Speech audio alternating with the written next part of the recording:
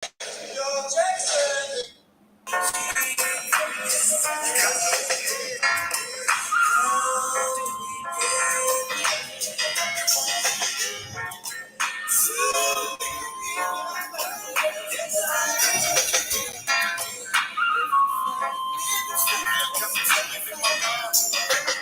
bless the child like the pole is on the deed. It needs speed when I hold my throne. Let these words be the last of my unborn seed. Hope to raise my young nation in this world of greed. Currency means nothing if you still ain't free. Money, greed, jealousy, take the game from me. I hope the better days, trouble comes naturally. Running from authority till they capture me. And my aim is to spread more smiles than tears. Utilize lessons learned from my childhood years. Baby mama had it all right. Rest your head. Same conversation all night. Bless the day. To my homies that I used to have that no longer roll. Catch a brother after the crossroad. Plus, nobody knows my soul. Watch the time pass through the glass of my drop top roll. You got to hold your head. That's how hold it. Come on.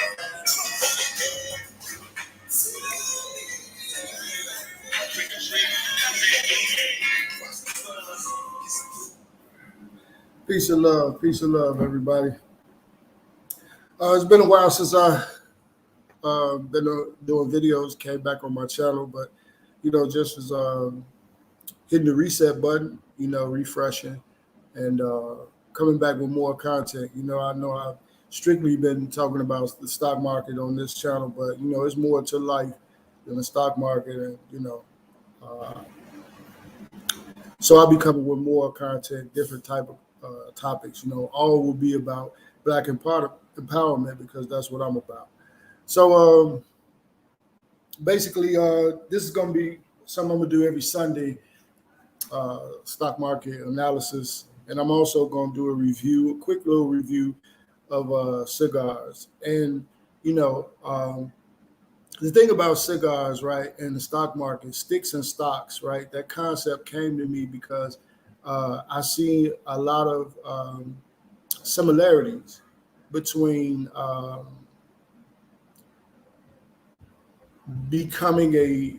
when you're a novice as a cigar smoker and as well as a novice as a trader or an investor. So like I started smoking cigars like I don't know, about 12 years ago or something like that, and it relaxed me and everything like that. It's something that I picked up from my godfather, an old man by the name of Hambone. And Hambone used to have a shout out to my ancestor, man. Hambone, good man that was my godfather. He used to drive a junk truck. He was like Fred Sanford in real life. You know what I mean? He used to smoke these cigars, and I used to love that smell. And I used to just love to be around him. Love when he came around, so I could smell these cigars. Anyway, so it's become something that I love to do. I enjoy, and I'm pretty passionate about to some degree. And so the stock market is something that I got into about a year ago and whatnot, and with the investing side, and then as well as trading. And man, I've had highs, I've had lows. You know what I mean? But the thing about it, what's the symmetry between a cigar and the stock market is that when I started smoking cigars, I had to. So like, what do you like? Right? You have to find out what you like or what suits your palate, right? Now, in order to do that, because cigars aren't free, so in order to do that, you're going to have to spend some money, and it takes time for you to get good at selecting cigars that you like, right? And it's a similarity to trading. You're going to come in here, you're going to have some information, but the best lessons are taught through time. I'm learning this timing the market, seeing certain things and whatnot. So uh, that's the concept I'm going with. Sticks and stocks. We'll talk about sticks in the stock market. But real quick, this is a Nika rustica, right? It's a cigar that's made by Drew Estates. Many people know about Drew Estates because a lot of people who started smoking cigars, they started smoking the acid brands. That's the same people who made this. Well, anyway, I really like this cigars.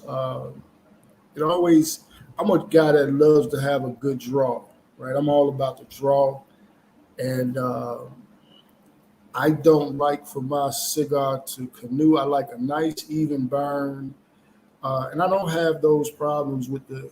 It has a very delicious taste to it too. It's a medium to full body cigar, uh, according to my palate, and it has this extraordinary wrapper. This Connecticut broadleaf. It's a very oily uh, wrapper, but nevertheless. Uh, I'm quite sure that that's what gives it. It has this distinct, unique taste to it, and it's one of my go-to cigars. So uh, that's just a quick review of Lica Rustica. But now let's get to the stock market. All right, so um, all right, we're looking at the S&P futures, and right off, we could look at what's been going on. It came up here to a high of right up here about uh, 45, 49. And then from there, it has started a downward trend. And then for last week, it kind of just consolidated in this little box before Thursday. It broke that support level. And now what it looks like it's doing, it came actually, that purple line is my 50 moving average. It looks like it's coming down here to the 80 range. And I think this is where it will stop around here. So right off, just looking at the market at the S&P off top, it's coming in. It looks like it's going to be pulling down some more. Uh, Hopefully, we could get a reversal somewhere in this range. I anticipate that uh, hopefully by the end of the market tomorrow. Um, but we'll see. We shall see. So that's the S&P uh, 500 futures. Now I'm going to share a few tickers with you all to put in your watch list to watch this week. Um, some things that I got my eyeball on, some things that I plan on doing this week. I'm not, this isn't advice, I can't do that, give you all advice on what to do with your money. I'm just talking about what I'm going to do. So let's get to it. Let's look at a few things, a few tickers. And some people actually had some tickers that they wanted to, if you have any tickers, just send them our way. Hey, peace, Octavia.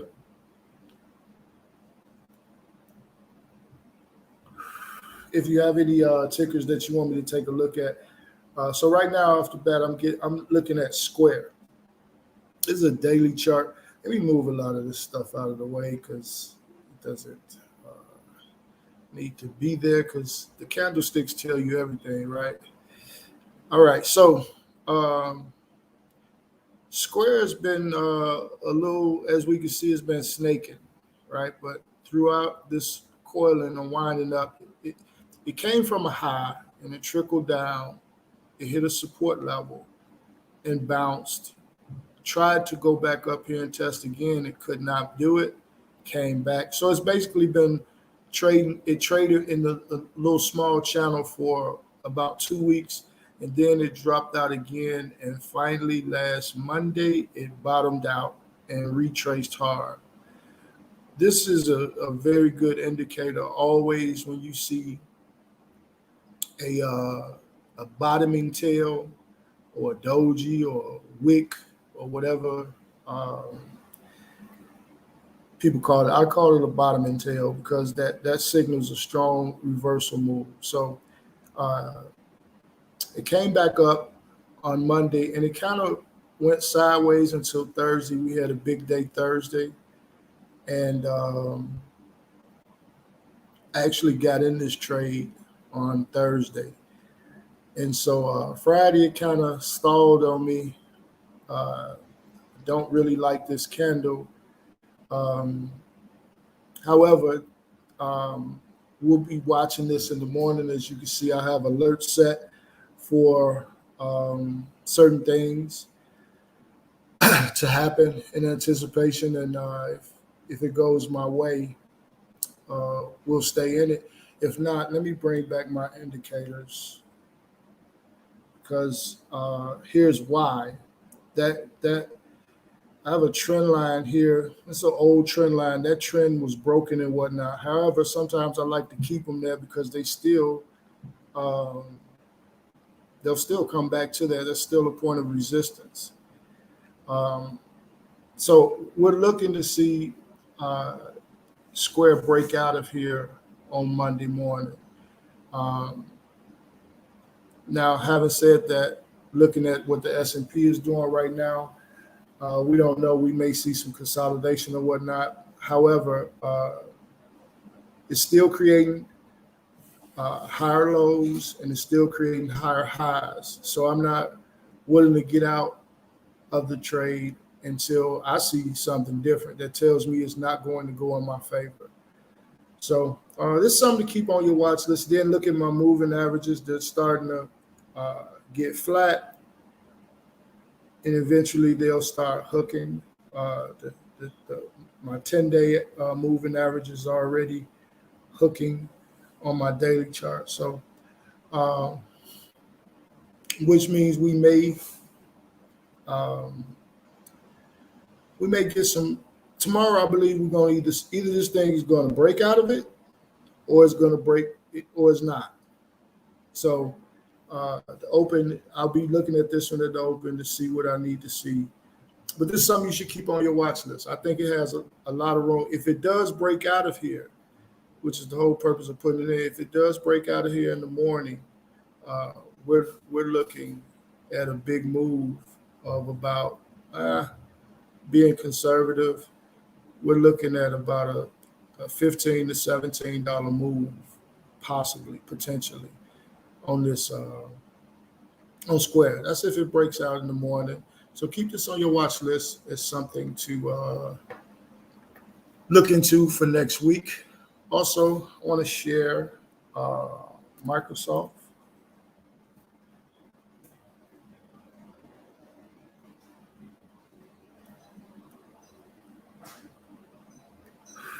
And we looking at Microsoft now, and Microsoft was on a downward trend, but it was fighting to take out the previous high, which was this is the all-time high over here. And every time it fought to get back up to that level, it couldn't. And it got knocked down to a lower level. Now, it's been riding this trend since May 19th. It's been riding this same trend all the way from uh, 238, a low of 238, all the way up here to $305. That's been since May. So, and every now and then it came and it tested the trend line. And eventually it broke, but it came right back to above it and traded sideways. Now we got this big red candle on Friday. Okay. And so this candle did not take out the previous high over here. So this is a signal of a reversal. Was able to get in on this on Friday. We're looking to take this down to around this 294 level, where it will either, by then, this 50 moving average will be up here. It'll either bounce right here or it will not. So all of tech is kind of looking, ain't kind of, it is bearish right now. All of that is starting to drop. If we look at the Qs, which is basically an ETF of all the big tech companies, you know, your Apples and your, excuse me, your Apples and your Microsofts and the big guys, the big boys. So we see the same thing, the same pattern with this is starting to.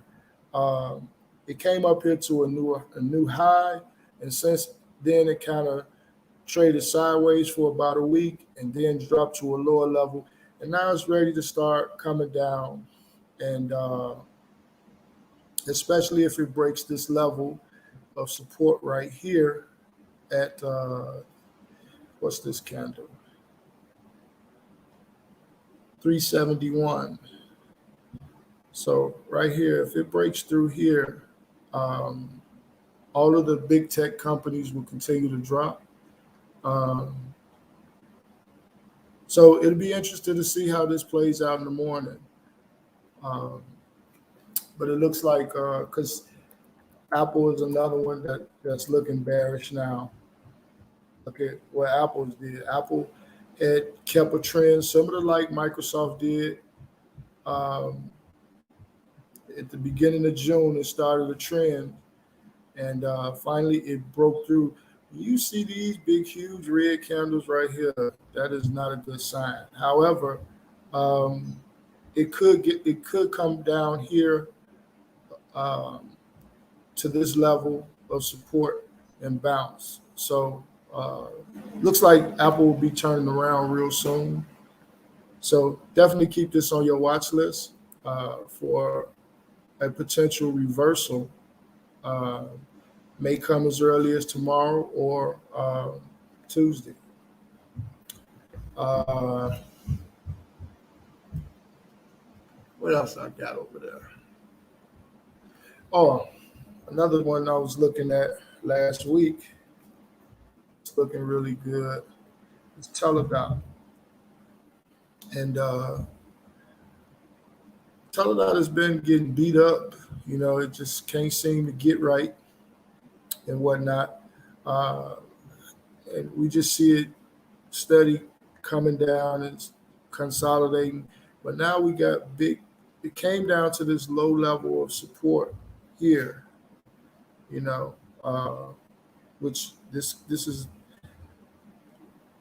this level of support, and it bounced hard on Friday with this fully engulfed green candle. So it's looking to get up here at least to this level. If it breaks out of this level here, it should really run to, it has a lot of more room to the upside. So put Teledot on your watch list as well as BYND is another one. We see BYND has been, I mean, you know, it's just been getting hammered, beat down, you know. But that's okay because this is a runner. And I was able to get in this trade. I didn't get it all the way, the best entry that I wanted, but I was able to get in there at the end of the day, Thursday, and caught this move here. It's trying to get up here to this level, to 116 level. It breaks out of this level, which I really have no doubt that it's going to do that top of the morning. It's a lot of good news following them. You know, a lot of people are starting to eat more healthier and looking for those options when they go out to eat. I'm starting to see them in restaurants and things like that. The BYND products is in a lot of restaurants now, and I'm starting to see that. So business is good. this stock, I believe, is undervalued heavily right now. And as we can see, if you look at these two candles alone, they're much bigger than the majority of the candles. They haven't had candles that big since way back here in August, about a month ago. So put this one on your watch list. It's already made its move. Our RSI starting to point up. So I'm looking up for a big move. I wouldn't be surprised. The way BYND moves, if we look at it back over here, what it did, how it just gapped up and just kept going. It gapped up from this candle here with a low of 106, and it got all the way as high as 154. So BYND is definitely guilty of paying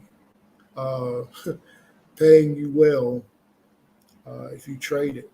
We see back here in times past, they have fallen big drops, as well as look at here.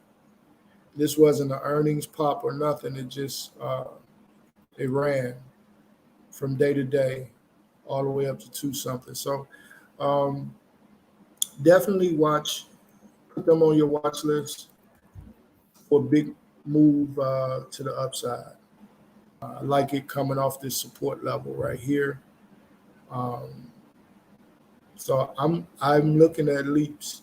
Actually, I probably should have gotten that already. So, but anyway, so that's all I really have. Like I said, if you have any tickets that you would like me to look at any time, just get with me. Send it, put it in the comments, and I'll be doing this every week. Kind of, give my analysis on what I see happening in the market in the week coming up. We got a lot of earnings plays coming up this week. We got Adobe. They report in the aftermarket on the 21st. We have FedEx, which reports in the aftermarket on the 21st. We have Stitch Fix, which is a little small company that I love to trade, and they will be reporting in aftermarket on the 21st as well. We got Costco this week on Thursday, the 23rd. They report in the aftermarket. We have Nike. They report on the 23rd as well. And so this week, man, it's cracking with a lot of big companies reporting earnings. So appreciate it if you would hit the like button or hit the subscribe button to help me grow the channel. Appreciate all the love and support. I'm out. Peace.